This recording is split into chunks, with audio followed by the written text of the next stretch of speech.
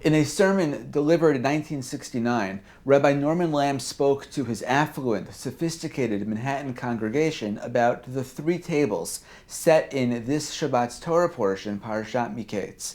When Joseph, still unrecognized by his brothers, invited them to join him for a meal, we are told that there were three tables set. The Israelites sat at one, the Egyptian nobility sat at another, and Joseph himself sat at the third. We are told that the Egyptians would not eat together at the same table with the Israelites, seeing the Israelites as beneath them. Joseph looked, dressed, sounded like an Egyptian. He walked the corridors of power, serving Pharaoh himself as viceroy. But the Egyptian elite, his own colleagues at court, would still not have him at their table. At the same time, he could not eat with his brothers, who saw him as an Egyptian. He was forced to eat alone at a third table set for one. For Rabbi Lamb, the third table pointed out the bitter irony at the core of the identity of an assimilated, acculturated Jew, no longer part of the traditional world of their heritage, but also never fully accepted, too Jewish for general society. Last week's congressional hearing, Anti-Semitism on College Campuses, underscored Rabbi Lamb's observation.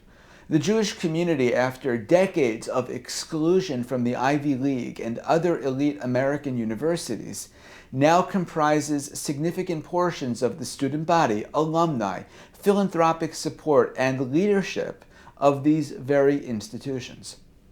We're no longer at the traditional table of our grandparents, and yet the equivocation by the presidents of Penn, Harvard, and MIT, the trouble they had clearly stating that calls for Jewish genocide would be out of bounds at their institutions, and this in the wake of Hamas's massacre in Israel and the current war. They made clear that Jews are still not fully part of that elite American society and culture, and may never be. We find ourselves again at that third table, eating by ourselves.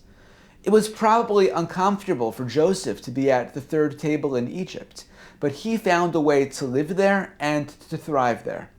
We in 21st century America must be able to do the same. Shabbat Shalom.